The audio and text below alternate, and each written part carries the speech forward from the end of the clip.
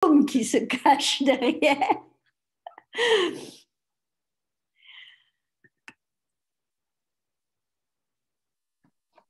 Bonsoir Serge.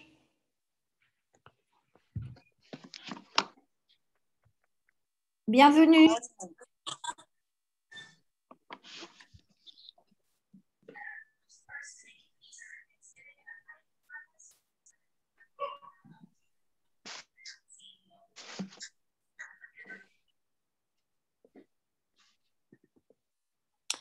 Alors, nous démarrons dans 7 minutes cette soirée.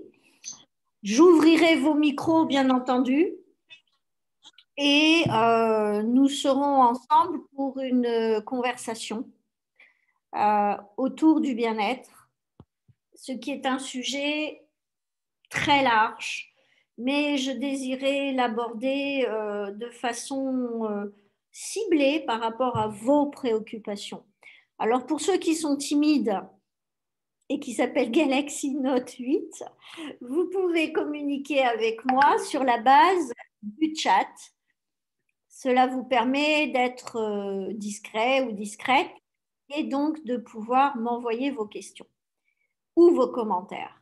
Et finalement, pour les autres personnes, eh bien, vous pouvez à tout moment, et je vais juste faire une petite introduction, vous allez pouvoir vous exprimer autant que vous le désirez ce soir.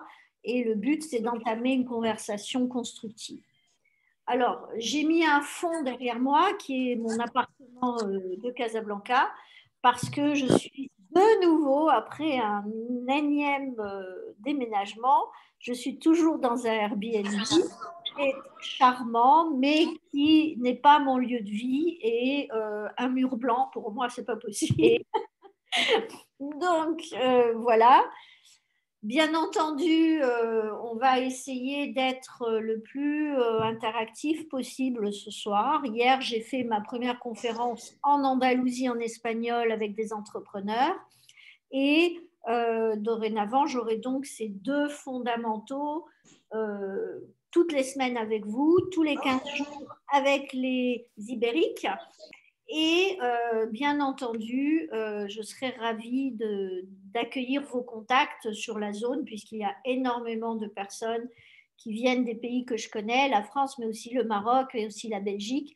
Et donc, soyez à l'aise pour recommander des personnes qui seraient soit francophones pour ce groupe-là, Libre Parole, soit hispanophones pour accéder. Si elles sont localisées sur la région, je pense qu'elles seront à l'aise.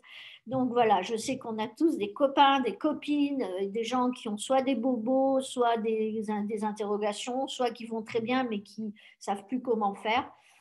Et puis, voilà, il y a là une sorte de guerrière prête à les accueillir et à leur dire comment faire pour avancer et ne pas se suffire d'un bras cassé pour aller se mettre les deux genoux à terre.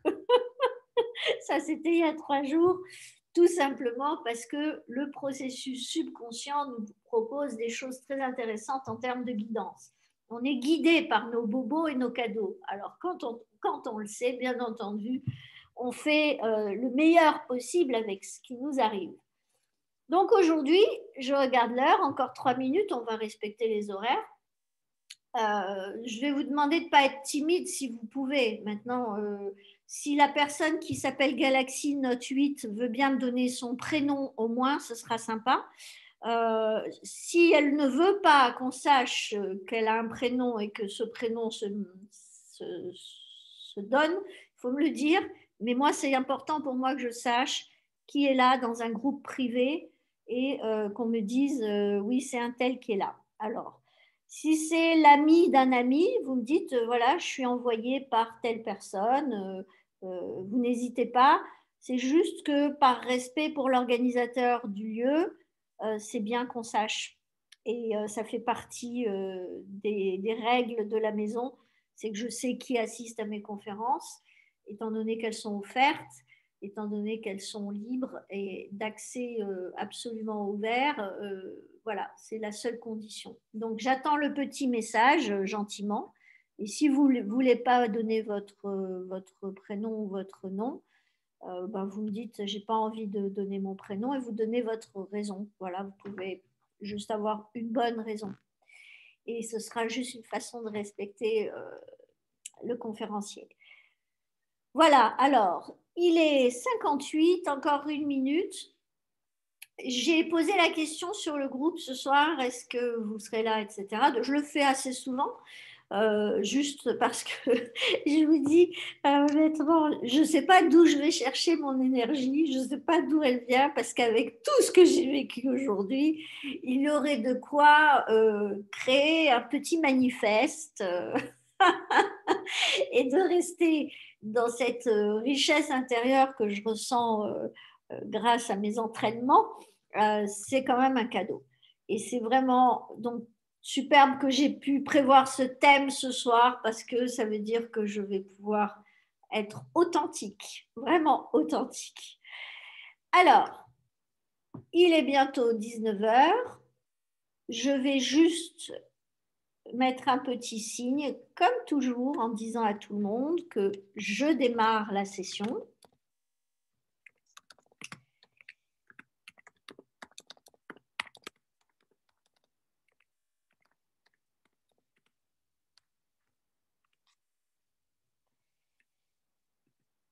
Ok, super. Alors, beaucoup de gens se sont excusés ce soir, enfin beaucoup, 3, 4 personnes qui sont des piliers de mes conférences, donc je les remercie pour cela et je leur souhaite bien entendu de passer une belle soirée et ils auront accès au replay quand je le poserai. Alors, tout d'abord, bienvenue aux 2 personnes, dont une inconnue toujours, à cette conférence. Euh, et je vous souhaite bien entendu de participer si vous en avez le besoin, mais j'ai bien annoncé que c'était une conférence avec un point d'interrogation pour les personnes en disant que, bien entendu, qu'en pensez-vous? Et quand je dis qu'en pensez-vous, ça veut dire que, bien entendu, j'espère que vous aurez envie de donner votre point de vue. Alors tout d'abord, on vit dans une société qui se base au niveau de la communication, au niveau du marketing, au niveau de la définition identitaire. On se base très souvent sur être bien, sur cette espèce d'état de grâce qu'est effectivement le bien-être.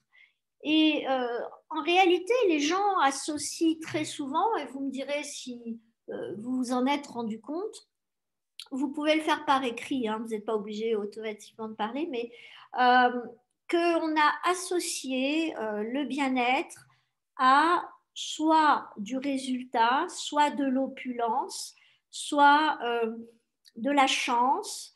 Et on vous dit, ben, tu as de la chance d'être bien. Et tu es bien parce que tu as de la chance. On vous dit, ouais, mais tu gagnes bien ta vie, tu es bien. Tu es bien parce que tu gagnes bien ta vie.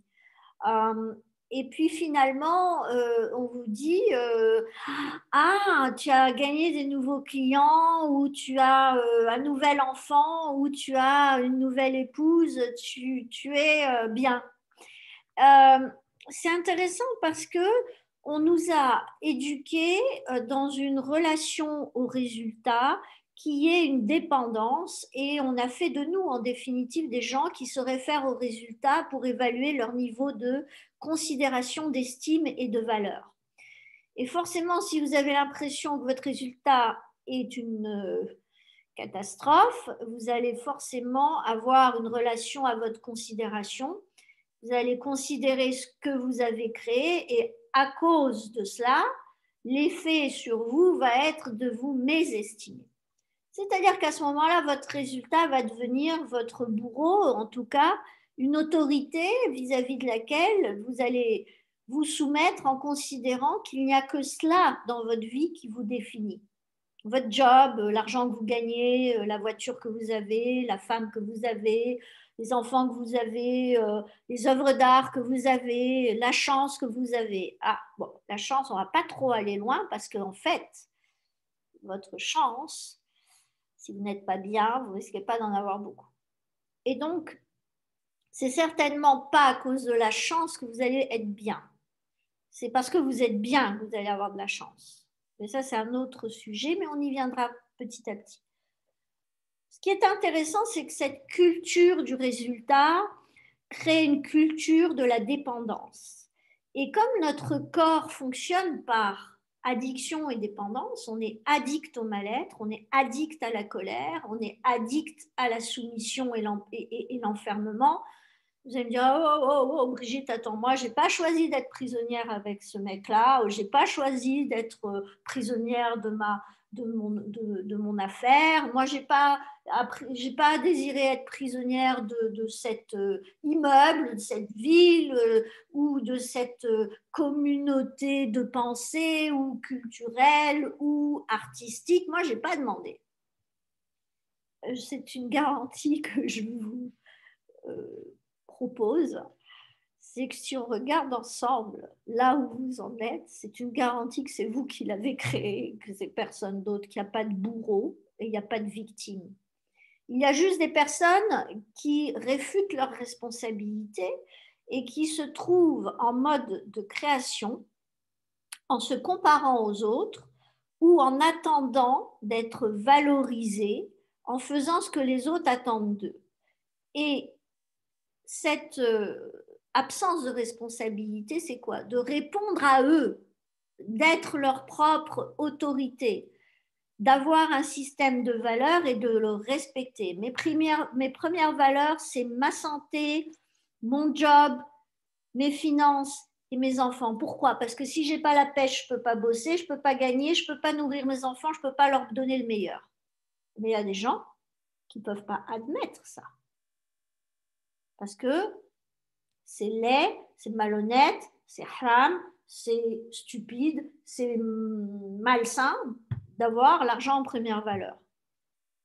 Est-ce que c'est bien ou mal? C'est ni bien ni mal. Est-ce que c'est efficient, efficace et cohérent? Ça, c'est autre chose. Et donc, avoir un système de valeurs et être capable de dire oui à quelque chose, à quelqu'un, à une opportunité, c'est être capable de prendre ses responsabilités et de se dire, si je dis oui à quelque chose qui ne correspond pas à ce qui me met en mode naturel dans le bien-être, en mode automatique dans le bien-être, ça veut dire que je suis en train de me suradapter dans une situation où j'ai peur et je me projette avec la peur de ne pas être reconnu, de ne pas être accepté ou de ne pas être à la hauteur, de ne pas mériter ma place avec les personnes qui sont cette autorité. Et quand j'ai autorité, ce n'est pas que ce sont des gens autoritaires. Hein. Ça peut être votre projet de maison, une autorité. Ça peut être votre projet d'évolution professionnelle, votre autorité. Ça peut être un tableau que vous êtes en train de peindre, une autorité. C'est quelque chose qui vient en termes de concept vous amener une dépendance à ça qui fait que finalement, vous n'allez pas respecter vos valeurs en priorité, vous n'allez pas écouter votre cœur qui a créé votre système nerveux, qui a la connaissance, parce qu'il est directement connecté à votre champ morphogénétique, de ce que sont vos besoins et vos nécessités. Donc, si vous ne vous connectez pas au cœur, si vous ne le respectez pas, vous ne savez pas, vous n'écoutez pas vos intuitions, en étant cohérent, bien entendu, si vos intuitions, c'est d'aller vous jeter par le pont, c'est que vous êtes tellement mal que vous avez besoin de basculer dans le bien-être. Je parle de quelqu'un qui a des fluctuations dans sa vie et qui se dit, moi, je ne suis pas bien, il me manque ça, je veux ça. Tant que j'aurai pas ça, ils vont me critiquer, ils vont pas me regarder, ils vont pas m'inviter. Et à ce moment-là, si votre priorité, effectivement, c'est l'argent, on va prendre l'exemple que je viens de prendre, et que vous êtes en train d'avoir des amis qui sont, allez, on va dire des grands mots, communistes, contre l'argent et le patronat, et que vous êtes un patron, vous êtes mal barré. Donc, à ce moment-là, qu'est-ce que vous allez faire? Vous allez aller contre nature avec vos créations, vous allez nier ce que vous êtes, vous allez y aller avec de la culpabilité, en vous demandant peut-être de façon très authentique, est-ce que je suis juste, est-ce que c'est bien ce que je fais, est-ce que je suis un mec bien ou une nana bien, est-ce que... Et vous allez commencer à créer un conflit entre ce que vous rêvez d'être, et votre entreprise, elle vous va bien, vous êtes contente, vous rendez des services à l'humanité, même si c'est que votre quartier, mais c'est l'humanité à qui vous rendez service. Vous avez des satisfactions, vous êtes fiers de vous, etc. Mais dans ce groupe de personnes, il y a des gens avec qui vous avez envie d'être, et à cause de cela, vous commencez à vous sentir inadéquat. Et bien, automatiquement, vous créez un conflit interne. Et ce conflit interne, il est dangereux parce qu'il change automatiquement la biochimie, la chimie biomoléculaire et la chimie de votre corps. C'est quoi? Eh bien, c'est l'échange d'informations. Et bien entendu, vos cellules vont commencer à émettre des informations de défense et de protection. Et là, vous basculez dans quelque chose qui est totalement nocif pour vous, toxique pour vous, et vous allez commencer à compartimenter votre système nerveux, vous allez commencer à avoir de la pression, de l'anxiété, vous allez passer en bêta supérieur, qui est le rythme le plus élevé du système nerveux, et qui vous met en surchauffe, vous allez taper sur vos glandes surrénales, et vous allez vous retrouver en épuisement de vos énergies vitales. Donc, ce qui est intéressant, c'est de voir... Alors, oups.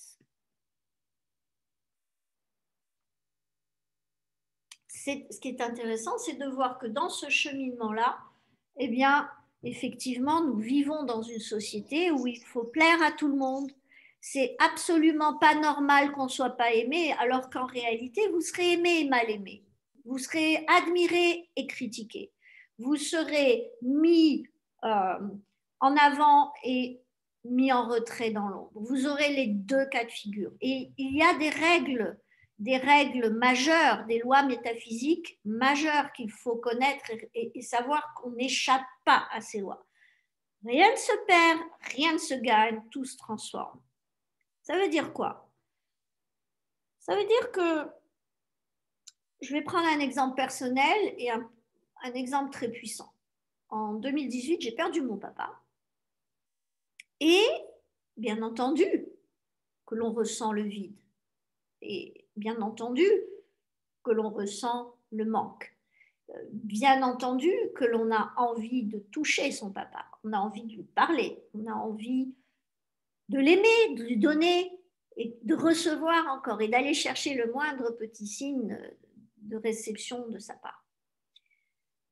Et vous ne pouvez pas. Et puis vous avancez, vous gérez. Hein. Alors quand en plus on est enfant unique, c'est pas toujours simple. Et quand en plus il n'y a pas qu'un seul pays, c'est pas toujours simple. Et quand en plus c'est le deuxième décès important de votre vie, vous avez déjà donné, vous n'êtes pas forcément en train de prendre une flûte et de dire oh, Yahoo, je vais faire ça, c'est bien. Non, vous êtes en train d'y aller en vous disant bon, je sais comment ça se passe. Mais... Et puis tout d'un coup, vous vous rendez compte qu'à des questions que vous vous posez, des personnes viennent répondre, qu'à des problèmes que vous avez, des personnes viennent vous soutenir, qu'à des manques que vous avez en termes de compétences, des personnes viennent vous éclairer, et finalement, vous vous rendez compte que ce n'est pas un papa que vous avez, c'est plusieurs papas. Et parfois avec un papa majeur, et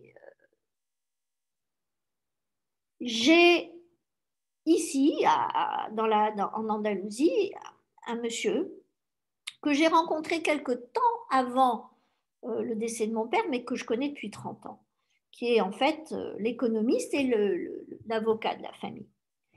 Et ce monsieur, quand je l'ai rencontré quelques mois avant le décès de mon papa, parce que je commençais à sentir qu'il y avait des soucis, en fait, il s'est avéré qu'il était féru de physique quantique, écrivain sur la base de la physique quantique d'un roman, et complètement étonné que je sois ce jour-là à Marbella pour une formation advance de la méthodologie du système d'alignement neuro-émotionnel. Et puis bon, après, mon papa décède, etc. Et là, je me retrouve avec vraiment une montagne de problèmes. Et je vais vers cette personne. Et à un moment donné, je me suis retrouvée face à un père. Je me suis retrouvée face à quelqu'un qui a développé exactement les traits de caractère de mon père. cette espèce de prudence sage et calme, les prises de décision avec une ouverture d'esprit. Et puis, dans mon pays, bah, j'ai des amis, bien sûr, mais il y a des personnes sur qui j'ai pu m'appuyer. Il y en a une qui est là, d'ailleurs, aujourd'hui, et qui a développé dans le friendship, puisqu'on est amis, euh, une énergie paternelle, c'est-à-dire une énergie de protection, d'accompagnement, de soutien, d'écoute, tout ce que l'on attend et ce que l'on n'a plus quand son père part. Et je ressens beaucoup de gratitude, et je peux le dire à cette personne en la regardant dans les yeux, elle me connaît. C'est très important parce que c'était une des manifestations de la loi de conservation. Euh, on le vit tous les jours. Tous les jours, vous pouvez vérifier cette loi. Vous perdez de l'argent, vous allez vous rendre compte que vous avez des richesses et de l'abondance qui va se manifester sous une autre forme. Et là, le reflet de ça se fait parfois de façon univectorielle ou multivectorielle. Ça peut être un type de manifestation ou plusieurs types de manifestations. Et c'est très intéressant parce que finalement, cela vous guérit sur un certain plan. Ça ne remplace pas. Cela vous donne un élan qui vous permet de relancer votre bien-être en relation avec votre besoin de vous sentir dans une fraternité avec des personnes qui résonnent avec être un père pour être un leader. Parce que la paternité, c'est du leadership. Ce sont des personnes qui sont fiables, qui sont focus, qui sont capables de persévérance et surtout qui ont l'habitude de prendre des responsabilités à large spectre. Et à ce moment-là, bien entendu que ces personnes, quand elles se manifestent dans comment dire, de la relation, dans de l'amitié, dans du partnership, elles vont avoir cette dimension paternelle qui est d'être ceux qui génèrent de l'idée, ceux qui génèrent du possible, une vision différente, parce qu'ils sont à un niveau, à une station radio dans le domaine ou le concept qui sert de catalyseur de moi, j'ai besoin d'un papa. OK.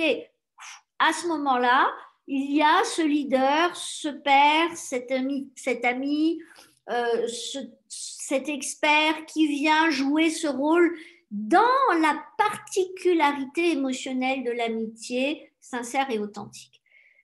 Mais si vous ne le voyez pas, bah vous allez pleurer votre père dans un abîme, dans un vide.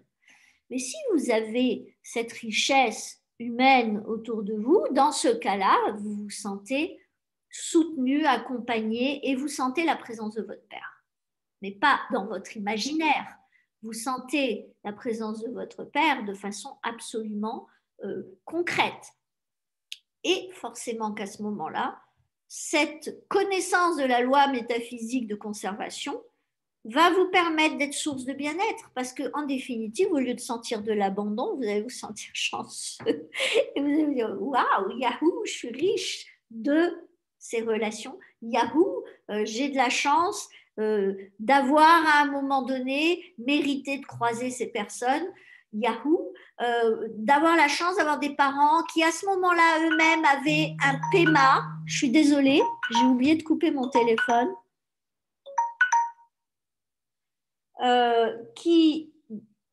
Désolée, ça m'est jamais arrivé, mais bon, allez, avec 2 genoux empotés, un bras, je vais me pardonner. Je vais être bienveillante avec moi. Donc, ce qui est très intéressant, c'est que à ce moment-là, on est vraiment maître de ce qui nous arrive. Et c'est très important de redire cette phrase. Une phrase que je répète très souvent à mes clients. On a en soi ce que l'on attire pour créer notre réalité.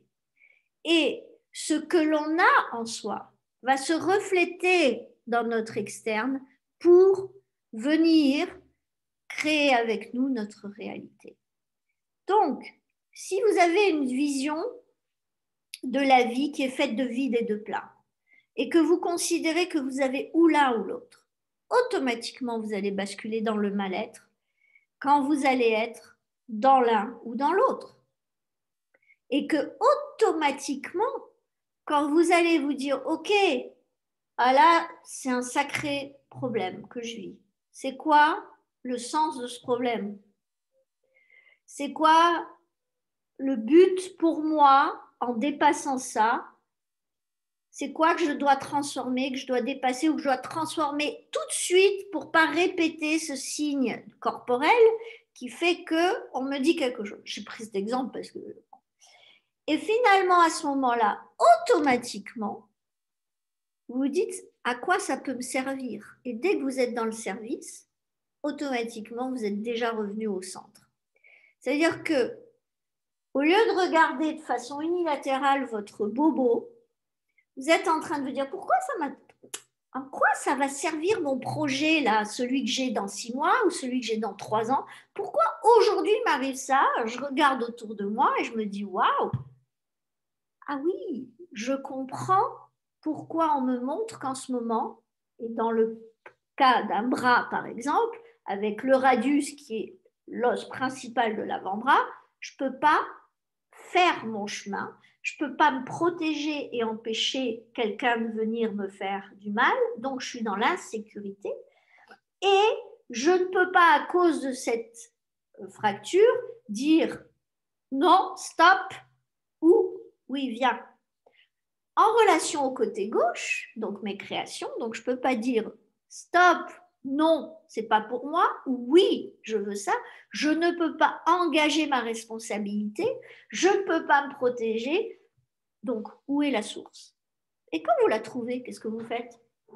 Ben, vous dites, bon, j'arrête ça, je fais ça, je crée ça parce que là, je me sécurise. Et automatiquement, vous écoutez votre corps et votre corps exprime le mal-être avant vous. Quand vous faites, allez, on va dire une crise de foie, en fait, vous ne savez pas que votre foie est en train de vous dire quelque chose.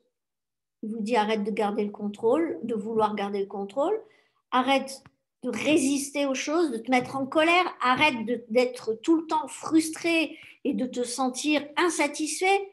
Et regarde et commence à regarder ce que tu as dans ta vie, commence à célébrer, à être dans la gratitude pour ce que tu as. Et si vous ne le savez pas, si vous le savez, vous allez commencer à dire ok. Et bien entendu que moi j'ai eu mal au foie quand mon père est mort. Bien entendu que mon corps n'a pas laissé le temps à mon mental de réguler et que, bien entendu, cela venait répondre à des grandes peurs, des grandes peurs de ne pas avoir de sauveur, parce que j'ai eu, pour mon chemin, j'ai eu un père hyper protecteur et que donc, finalement, ce qui est important, c'est que cette hyperprotection a créé une hyperdépendance à un concept de ne pas pouvoir rester seul parce que si je suis seule, je suis paumée. Alors que vous pouvez être brillant, vous pouvez être expert, vous pouvez avoir des talents, vous pouvez avoir plusieurs métiers, vous pouvez avoir tout ce qu'il faut pour réussir. Mais si on vous a toujours trop protégé, et c'est un indice pour les parents aussi, moi je ne suis pas parent, donc je ne peux pas ouvrir ma bouche, mais quand même, il y a des principes majeurs connus que l'on retrouve dans les créations. C'est que plus vous protégez et vous défendez vos enfants, plus vous les rendez finalement dans un espace de bienveillance, vous les mettez dans une situation de minimisation. Vous leur retirez votre confiance. Et vous oubliez de faire une chose essentielle, c'est de leur donner des responsabilités au lieu de les limiter et de vouloir les protéger. Et c'est compliqué à faire. C'est pour ça que je ferme ma bouche. Je ne vais pas travailler avec des jeunes. Je travaille qu'avec des ados parce que ça, par contre, les problématiques de l'adolescence, je connais. Mais par contre, les grands mécanismes de la surprotection et de la défense, on les connaît. Ils ont cet effet pervers d'obtenir finalement pour la plupart du temps, et c'est en général pratiquement à 90% du rejet. Et donc des parents étouffants, invasifs, ingérants, surprotecteurs, se retrouvent finalement avec des ados qui deviennent des adultes qui, à 30-40 ans, rejettent les parents. Et des parents qui se retrouvent avec des périodes d'absence totale de communication parce que à ce moment-là, l'adulte est en train de reconstruire son estime et sa certitude et sa capacité à avoir son propre leadership. Et c'est pour cela que je parlais de leadership tout à l'heure, parce que toutes nos racines en relation avec le bien-être proviennent de deux choses. La première, c'est notre héritage. Et on ne naît pas égaux. Il faut vraiment comprendre ça, du verbe naître. On ne naît pas égaux. On naît avec des câblages, des circuits, un système de valeurs qui est bien entendu celui que nous nous sommes tout seuls au niveau vibratoire créé dans le ventre de la mère et dans les 3 années de notre vie, on se crée un mini système de valeurs jusque toute notre vie de toute façon. Ensuite, il va évoluer, mais on a un système de valeurs acquis parce qu'on vit au sud ou au nord, à l'est ou à l'ouest, avec des pratiques, des routines différentes, avec des processus de vie et des logistiques différentes. Donc, on hérite de cela. Mais au-delà de ça, le bien-être ou le mal-être fait partie d'un des bagages dont on hérite parce que nous avons au niveau de notre ADN des marqueurs qui sont hérités de nos ancêtres, de nos parents, grands-parents, et qui ont pour but de nous protéger d'expériences négatives qui ont été vécues à un moment donné, associées à un concept de perte et associées à de la souffrance. Et à ce moment-là, le subconscient cristallise ce courant électromagnétique des pensées et des émotions vécues à ce moment-là, associées à un concept. Et ce concept, ça peut être une catégorie de vie, ça peut être le couple, ça peut être l'argent, ça peut être la paternité, le leadership. Et si vous avez engrammé famille égale prison, si vous avez une maman, par exemple, qui a du talent, et que à l'âge de 7 ans, vous avez vu votre papa empêcher votre maman d'utiliser son talent pour s'amuser ou pour faire plaisir à des amis ou pour en vivre et amener de l'argent à la maison. Ça veut dire quoi? C'est-à-dire que vous allez associer le talent à du handicap, à quelque chose que vous devez peut-être cacher parce qu'il peut vous mettre dans une situation de jugement, de bivalence. Vous pouvez devenir dangereux pour l'autre, soit parce que l'autre se sent supérieur à vous, soit parce qu'il a peur que vous deveniez supérieur à lui dans un des process possibles avec ce don. Et puis finalement, vous allez dire, waouh, mais papa a dit non. Et à ce moment-là, vous commencez à voir que le binôme, il y a toujours un dominant. Et donc, vous allez peut-être associer que couple égale conflit, ou que peut-être le père égale pouvoir, et peut-être injustice. Et si vous êtes un garçon, et qu'à un moment de votre vie, vous devez devenir un père, et que votre référentiel du père est associé à du mal-être, c'est-à-dire que vous avez vécu votre mère en train de perdre une opportunité d'être brillante, et que donc son talent lui a servi à rien, que donc la femme doit éteindre son talent, se taire, se minimiser, et que le père, chef de famille, est un tyran. Bah, j'exagère, mais pour caricaturer. À ce moment-là, quand il s'agit de devenir père, qu'est-ce qui se passe pour cet enfant, ce petit garçon? Il va être enthousiaste mentalement, il va dire « Ouah, je vais être papa », et le corps frein, frein, frein, frein. Subconscient va dire attention, danger, danger, tu vas être méchant, attention, danger, tu vas priver les autres de leur liberté, attention, danger, tu vas être injuste, attention, danger, on va pas t'aimer, attention, danger, tu vas faire mal à tes enfants. Mais ça, lui, il n'en sait rien, le monsieur, le jeune futur papa. Et ce sont des circuits, des câblages, des tags, des marqueurs qui sont au niveau subconscient là, parce qu'à un moment donné, le subconscient, la mémoire parfaite de cette personne a considéré que ça pouvait le mettre en danger puisque ce n'était pas du plaisir, c'était de la souffrance. Et le subconscient cherche à fuir souffrance pour plaisir. Mais l'impact est énorme. L'impact est énorme. Je vais prendre mon exemple. Petite fille avec une famille, une famille de base, quoi, un papa, une maman et une petite fille unique qui est arrivée pas forcément voulue. Voilà. Bon, mais ça, mon père m'a adoré, ma mère m'a adoré. Ils m'ont adoré, mais mon père m'a quand même avoué un jour que si c'était à refaire, il aurait préféré éviter tous ces problèmes. Il était en colère ce jour-là. Je le sais parce qu'en fait, il m'aimait profondément. Mais quand finalement cet enfant voit son père s'éloigner de sa maman, cet enfant imagine que son père va être perdu.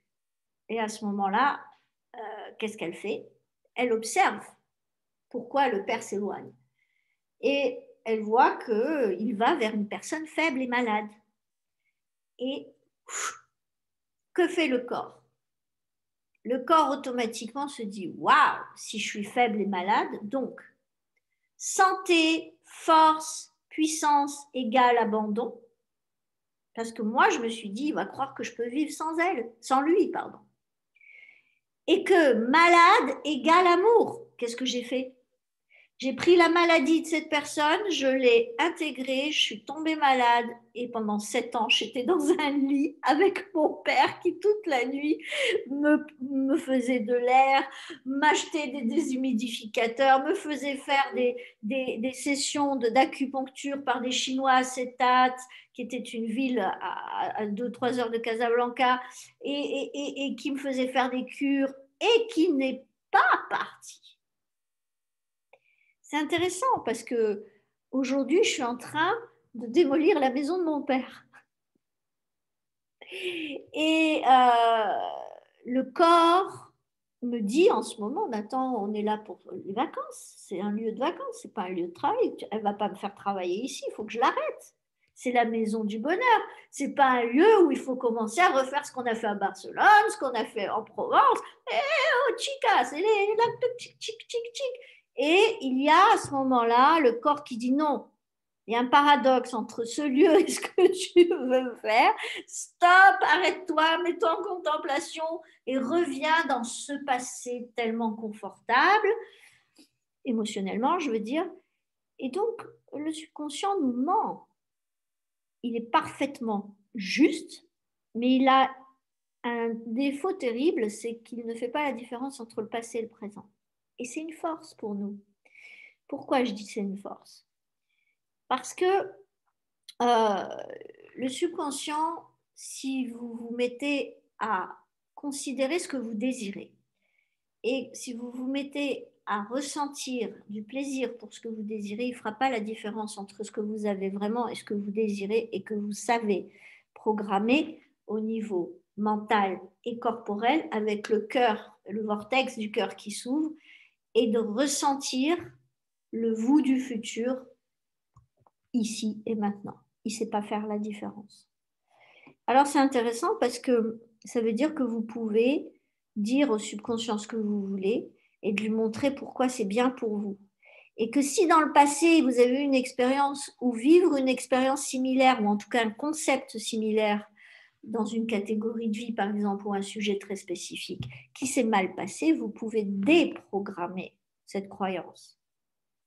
Et c'est quand même essentiel parce que il y a énormément de personnes qui vont être pleines de talents, de dons, de facilité, d'expertise et qui vont bloquer à cause du subconscient leur réussite, qui vont entamer leur santé parce qu'ils vont être en suradaptation juste parce qu'il y a un blocage au niveau subconscient.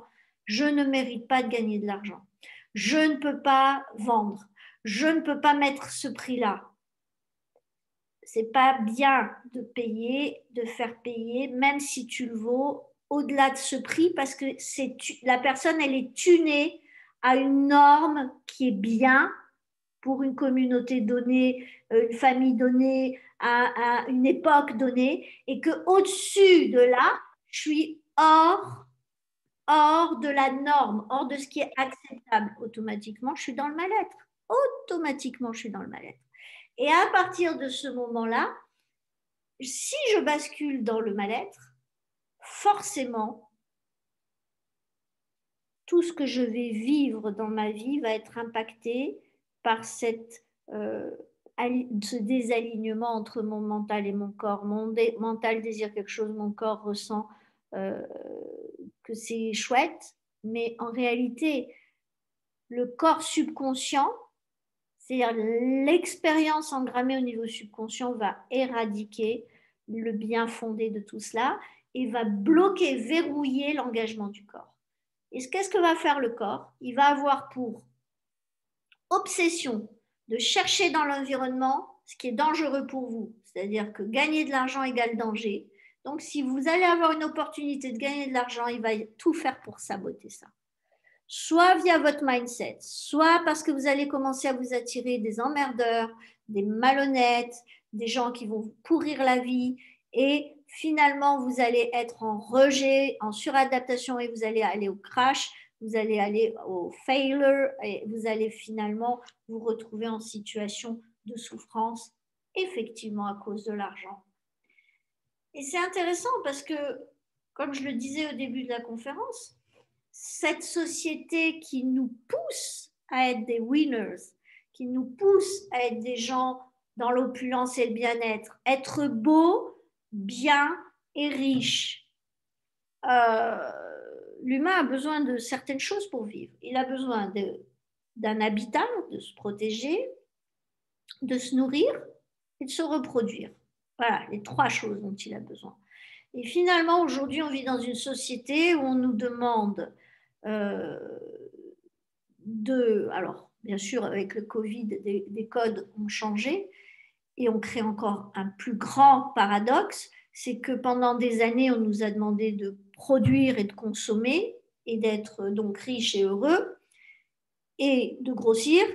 Aujourd'hui, on nous met en retrait et on nous défait au niveau de la structure de cette relation à l'économie et à l'opulence et à la productivité et à la place et le rôle qu'on joue dans la société.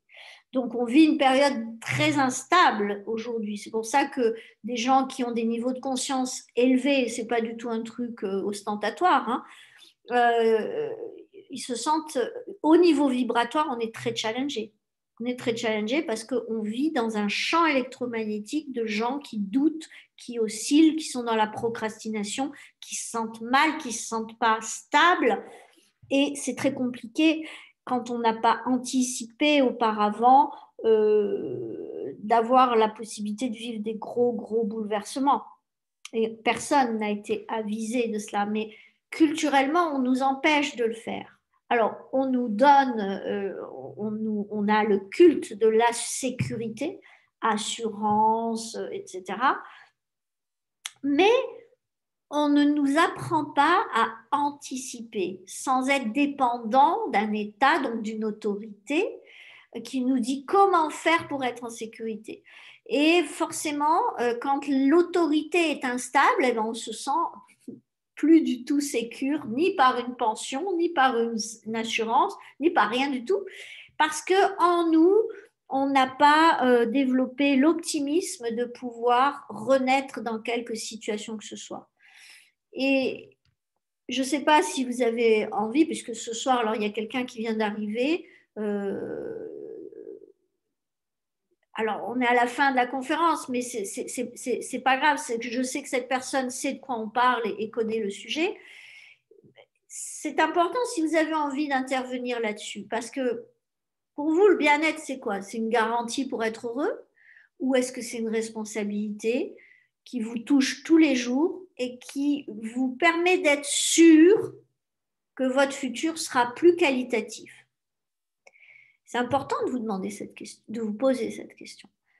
Parce qu'effectivement, si vous êtes dépendant du bien-être, ben, vous ne serez jamais dans le bien-être. Par contre, si vous êtes convaincu que le bien-être dépend de la réponse que vous allez donner à l'environnement dans un état donné et que cet état, vous avez envie, vous avez le désir et la responsabilité que ce soit de vous autoriser à être différent, de vous autoriser à réussir le challenge qui vous est proposé. Là, par contre, bien entendu que votre relation au bien-être est différente. Donc, est-ce que vous avez des questions? Il nous reste un bon petit quart d'heure. Est-ce que vous avez une question à poser, ou l'un ou l'autre, puisqu'on n'est que trois ce soir?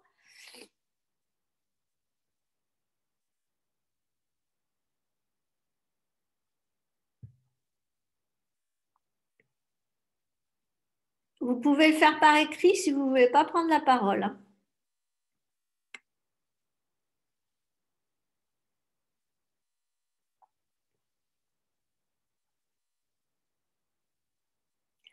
Alors, il y a une chose aussi concernant le bien-être qui est importante. Les gens ne savent pas que le bien-être, c'est une composition énergétique, c'est un muscle. C'est un muscle qui est fait d'un circuit euh, émotionnel, que ce circuit émotionnel a un premier plan énergétique, un deuxième plan qui est bien entendu chimique et organique et mécanique parce que notre posture, la façon de porter nos organes change quand on est dans le bien-être et quand on est dans le mal-être. Et si vous regardez les postures dans les rues, vous voyez, vous pouvez être capable de repérer les gens dans le bien-être et les gens dans le mal-être.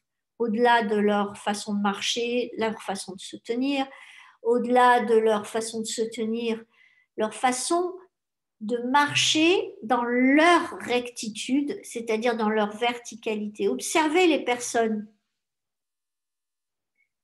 qui sont comme ça, qui ont le bassin en avant, qui ont tendance à l'inertie et qui sont voûtées vers devant, qui portent leur passé ou leur responsabilité, droite ou gauche. Et finalement, le corps va exprimer l'état de la personne, l'état d'alignement ou de désalignement. Et c'est très, très important de considérer que le bien-être, c'est une énorme construction. Euh, Elle passe par, premièrement, faire la paix avec son passé. Il y en a marre de cracher sur le passé. Il y en a marre de dire, moi j'ai passé 7 ans dans un lit, j'ai une énorme gratitude pour cette époque, parce que c'est un moment où j'ai appris à être contemplative, à avoir aucun moyen de faire autre chose que de m'écouter respirer et d'avoir aucun moyen d'être en contact avec les gens de mon âge. De 7 ans à 14 ans, c'est balèze. Et quand on sait que de 7 ans à 12-13 ans, on engramme ces croyances limitatives, euh, bien entendu que ma relation à la solitude, elle est très particulière parce qu'elle est associée à la souffrance. Mais que pour moi, la solitude a été aussi une norme. C'était normal d'être seule. Donc, il y a une espèce de facilité à me plonger dans cet univers contemplatif toute seule. Et puis, il y a aussi une chose, c'est que finalement, quand je regarde ce passé, c'est là où j'ai commencé à être créative, c'est là où j'ai commencé à dessiner sur les murs, c'est là où j'ai commencé à faire une collection d'odeurs, c'est là où j'ai commencé à avoir des très violentes réactions corporelles qui me disaient il y en a marre du frein. Je ne pouvais pas toucher de l'eau sans faire des sauts comme ça sur mon lit, sans aucune marque sur le corps. Et on devenait dingue, parce que c'était comme de l'urticaire, mais on voyait rien. Je ne pouvais pas toucher de l'eau, je pouvais pas, pour me laver, je savais que j'allais souffrir pendant plusieurs heures. Ma mère devenait dingue, on achetait de l'eau de Vittel et d'Evian, mais c'était rien à faire. En fait, je rejetais le féminin, je rejetais le yin, je rejetais le frein, l'arrêt.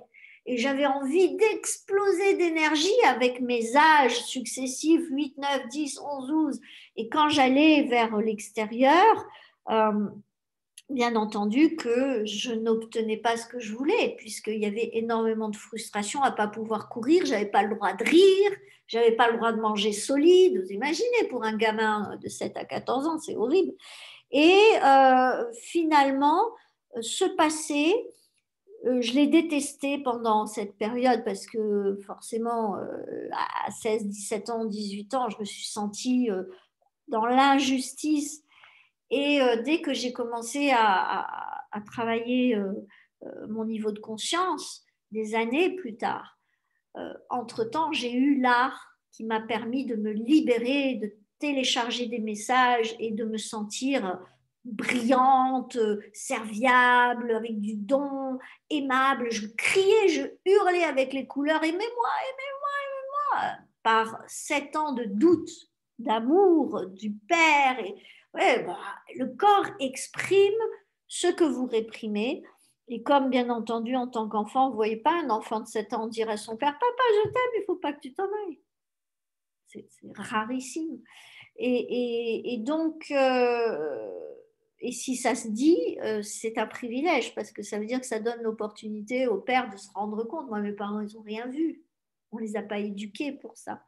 Et donc, au bout d'un certain temps, quand j'ai compris que c'était mon chemin pour créer ma force, ma solidité, et quand ma maman s'est mise à me faire des conférences à l'âge de 7 ans, j'arrivais pas à parler, je respirais pas, j'étais asthmatique à un très haut niveau, j'étais sous respiration artificielle, elle me faisait parler en public et je me disais, mais je détestais ça, mais je le faisais. Et donc finalement, aujourd'hui, euh, pas seulement aujourd'hui, il y a plusieurs années que je suis dans la gratitude pour toutes ces étapes d'apprentissage. Je parlais pas, j'étais timide. Bah, j'ai changé hein, depuis. Je veux dire que je me suis rattrapée et finalement, le chant, ma mère chantait, je chante. J'ai trouvé un moyen, mon corps a trouvé un moyen de récupérer le temps perdu et de finalement dépasser cette croyance que le passé avait été méchant avec moi. J'ai quand même passé des dizaines d'heures avec ma maman pendant ces 7 années où je sortais du lit quand même quelques heures chaque semaine au conservatoire de chant, etc. Donc, il y a des choses qui ont pu madurer et faire la paix avec son passé, c'est absolument indispensable parce qu'à ce moment-là, vous pouvez vous concentrer sur ce que vous avez aujourd'hui et surtout quand vous avez compris que dans le passé, tout était absolument juste, équilibré, construit parfaitement, à ce moment-là, vous savez que votre présent est absolument juste, équilibré. Et c'est à ce moment-là que vous pouvez ressentir de l'amour pour votre présent, de la gratitude et vous autoriser le futur. Mais du coup, Brigitte, ouais, là Oui, maintenant j'ai une question. oui, je t'en Je suis prie. un petit peu tard, je suis désolée. Mais c'est vrai que quand on vit ces moments qui sont difficiles, on a une perception du bien-être et du bonheur qui est différente. On le voit ouais, différemment. Ou quand on est malade, on se dit on n'a pas grand-chose. Alors du coup, le bonheur, c'est je sais pas, 10 minutes sans douleur. C'est des petites choses à laquelle on se raccroche à la vie, mais ça paraît minime. Et après, quand les choses vont bien, on réalise plus ces petits bonheurs de la vie, ces petits bien-être. Ils deviennent différents. C'est très On recherche intéressant. encore autre chose. Oui, c'est très intéressant ce que tu dis parce que en continuant sur cet exemple pour créer du lien, je souffrais tellement que j'ai inventé la sophrologie à l'âge de 7 ans. Ça veut dire quoi?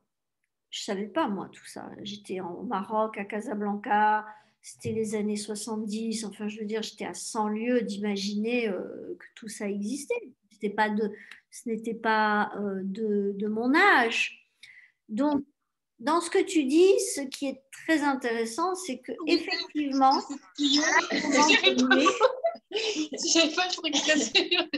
un moment donné, on se retrouve dans une situation où on est appelé à se dépasser. Il y a en nous quelque chose qui est de l'ordre de champ, notre champ morphogénétique qui nous pousse à vivre, qui nous guide.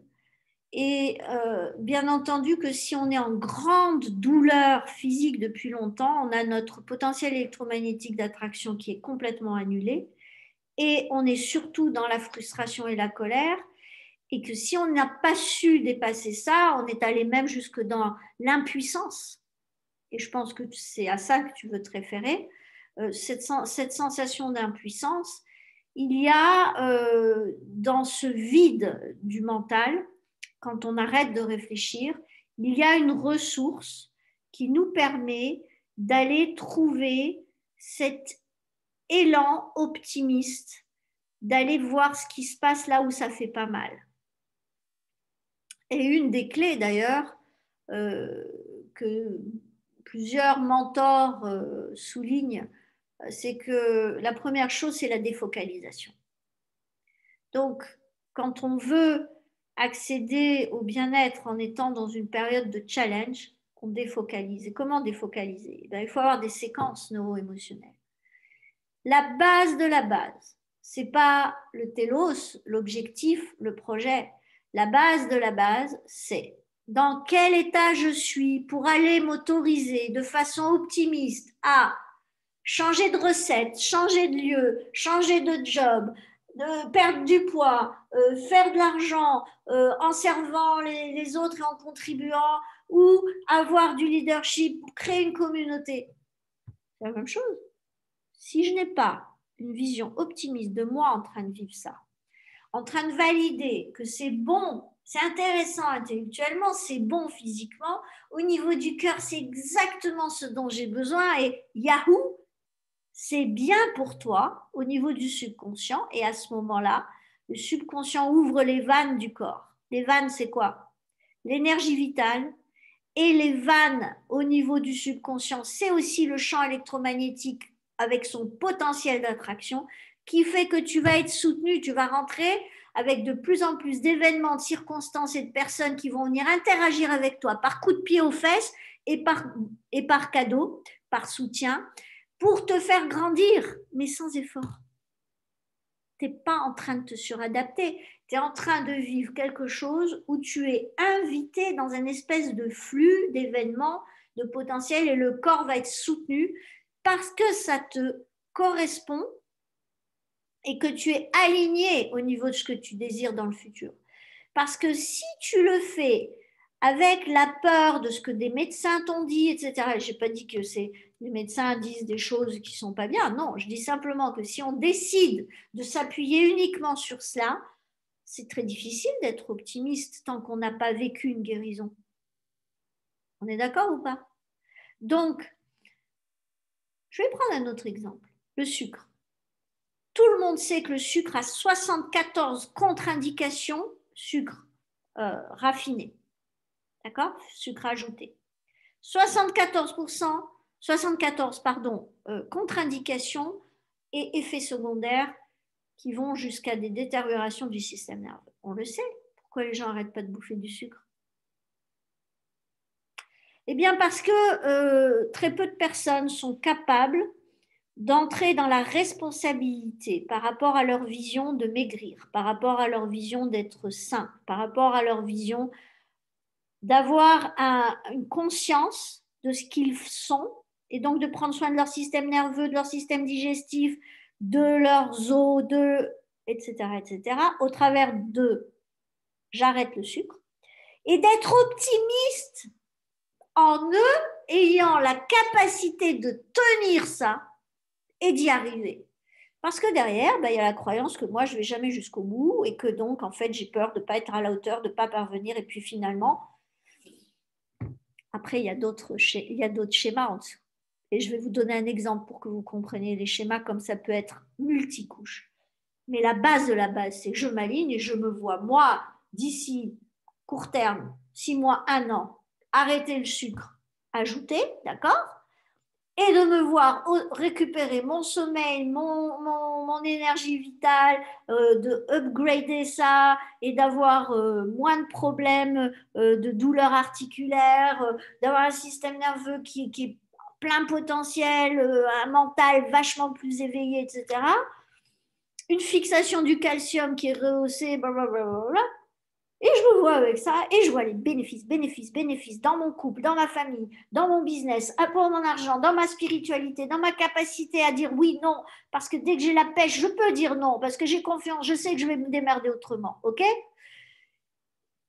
Et là, si je pars dans cette direction, qu'est-ce qui se passe?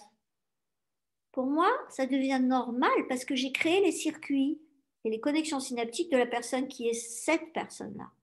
Et donc finalement, à force, le subconscient valide que c'est bon pour moi.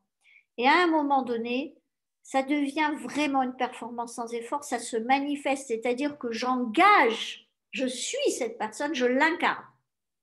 Et tout d'un coup, je me mets à même plus penser au sucre. Et tout d'un coup, je me mets à faire des choix qui sont des choix comme sur la base de ce que je disais au début, la loi de conservation, rien ne se perd, rien ne se gagne, tout se transforme. Je ne vais pas manger du sucre de la même façon, sous la même forme, mais l'énergie de ce sucre-là ne sera pas le même. Tu comprends?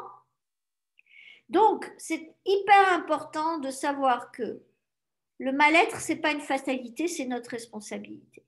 Et quand on est dedans et qu'on n'a pas été éduqué pour ça, ce n'est pas de notre faute, mais une fois qu'on sait, on n'a plus d'excuses. Et le corps, il ne te pardonnera jamais en sachant de ne pas faire ce qu'il faut. Et je vais vous donner l'exemple d'une jeune américaine qui naît dans une famille, une fratrie de 2 ou 3 enfants, tous obèses. Le père, la mère obèse, les 3 enfants obèses, et elle arrive rachitique. Le clou. Et qu'est-ce qui se passe? Eh bien, on commence à la frapper. On commence à la taper. Et elle ne tient pas debout, elle est toute fine. Et quand elle se prend un coup dans la gueule de son frère ou de sa sœur, et surtout de sa sœur qui a 16-17 ans et qui fait 130 kilos, la gamine, et au bout d'un moment, elle dit stop, ça suffit, j'en ai marre. Et elle commence à bouffer comme eux. Et elle prend 100 kilos en, je crois, 4-5 ans. 4-5 ans plus tard, ok? Et là, c'est elle qui donne des coups.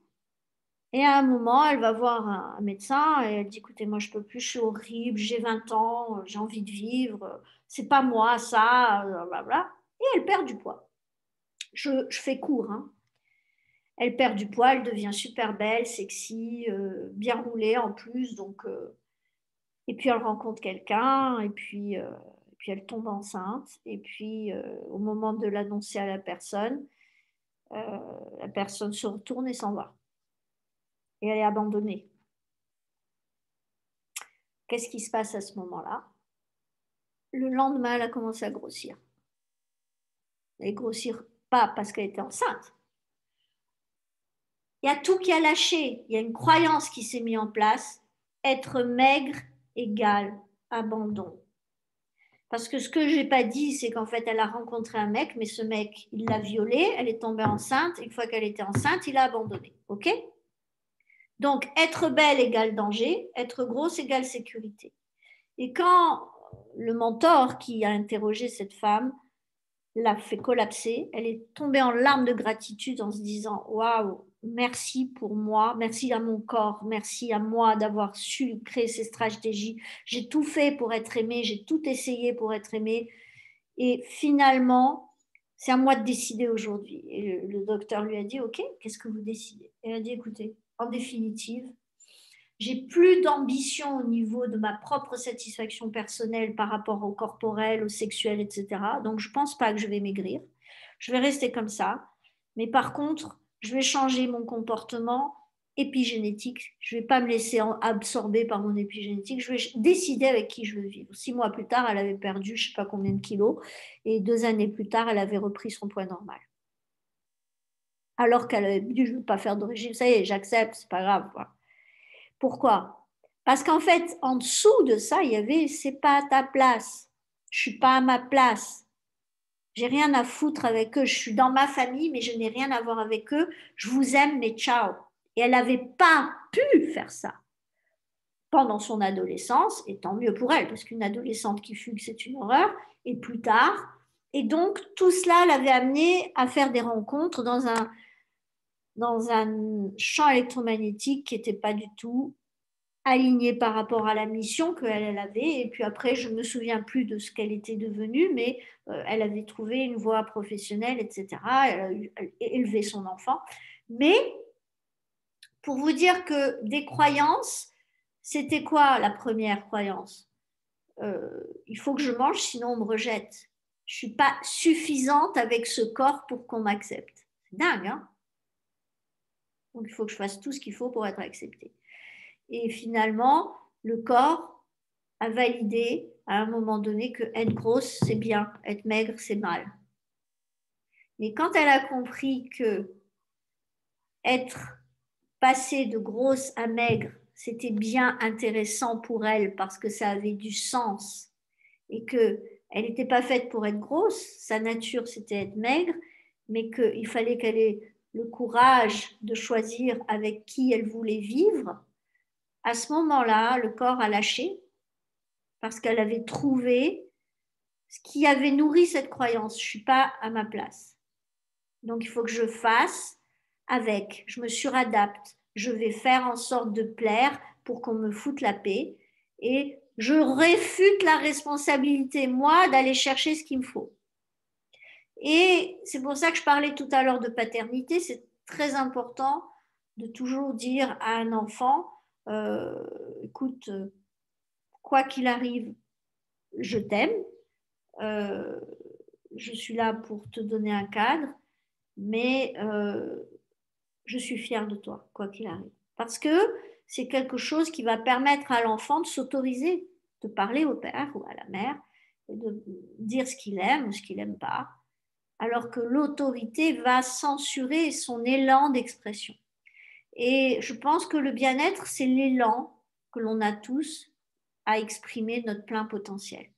Et quand on n'arrive pas à être dans notre plein potentiel, bah, il faut se poser des questions. Et c'est ce que je fais, moi.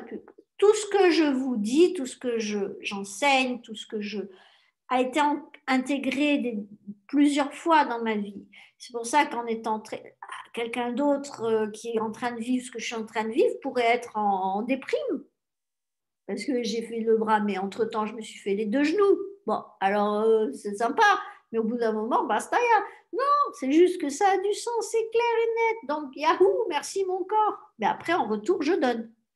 Et donc, tout ça mis bout à bout, c'est que la vie, c'est un éternel chantier avec des périodes de plat, de calme, d'ancrage et des périodes de défi où, une fois qu'on a créé un nouvel ordre, on recrée un nouveau chaos. Ça veut dire quoi? Ça veut dire que l'objectif que l'on vise va automatiquement nous obliger à défaire, refaire, transformer, évoluer. Mais ça va se faire plus vite, avec beaucoup moins d'efforts, beaucoup plus facile, beaucoup plus fluide. Et c'est ça la magie du bien-être. C'est que le bien-être, c'est votre base pour donner le format énergétique optimum à la forme que vous allez créer dans la matière. Vous allez être confronté à plaisir-souffrance dans la matière. Si vous êtes dans le bien-être, vous allez chercher le sens des choses. Vous allez être optimiste. Vous allez envisager que ça ne vous arrive pas gratuitement pour rien. Et quand vous allez tout de suite, face à un bobo, trouver le cadeau derrière, vous allez être dans votre axe, vous allez regarder votre vie, à quoi ça sert mon projet? Et quand vous avez un bobo, pardon, un cadeau, et que vous voyez le prix à payer, vous n'allez pas monter dans les 7e étages de l'euphorie, vous allez vous dire, attends. Le petit chien qu'il faut sortir à 7 heures du matin, c'est un joli cadeau, mais là, vous devez dire oui si vous êtes OK avec ça et que ça sert votre vision de chef de famille, par exemple, avec un chien. Si ça ne sert pas à une vision compatible, non, merci. C'est sympa, mais j'en veux pas. À ce moment-là, dès que je donne ma réponse, je suis dans l'axe. C'est pas un cadeau qu'on m'a fait, c'est un test. L'univers est venu vérifier si je veux donner temps, énergie, pensée, argent à ce niveau-là à ma famille, et pas à un chien.